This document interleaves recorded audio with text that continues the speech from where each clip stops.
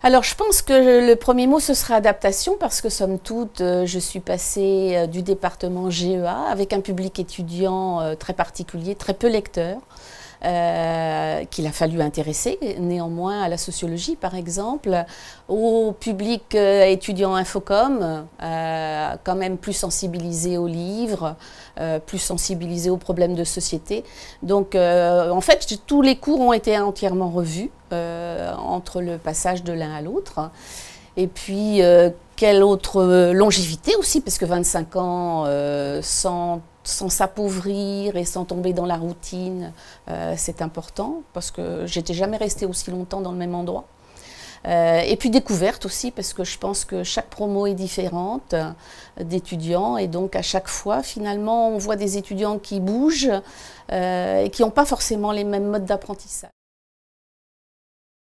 J'ai un ou deux souvenirs en effet d'étudiants qui au démarrage, je dirais, étaient vraiment un peu perdus, et notamment une étudiante qui a terminé en tête de promo, donc je trouve que par rapport à l'équipe enseignante c'était une belle victoire. Elle s'appelait Victoria en plus, donc voilà, elle avait un nom prédestiné peut-être.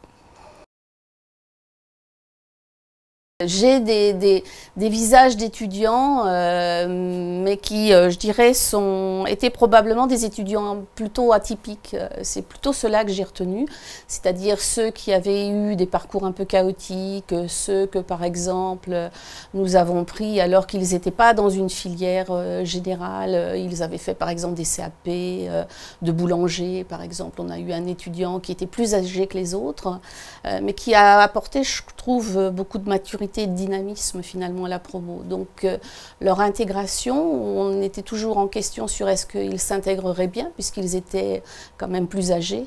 Et en fait à chaque fois je trouve que le pari a été tenu et bien tenu et que ça a été un apport pour tous. En général, les étudiants l'année dernière avaient demandé, vous vous en rappelez peut-être d'ailleurs, aux portes ouvertes, que chaque enseignant ait une citation, ce qui n'était pas forcément très simple d'ailleurs. Et moi j'avais choisi Kierkegaard, qui n'est pas non plus un auteur très simple, mais qui disait « ce n'est pas le chemin qui est difficile, c'est le difficile qui est le chemin ». Qui, je trouve, retraduit bien ce que je suis, c'est-à-dire plutôt quelqu'un de combatif, choisissant pas forcément la facilité. C'est peut-être aussi ce qui est demandé aux étudiants aujourd'hui.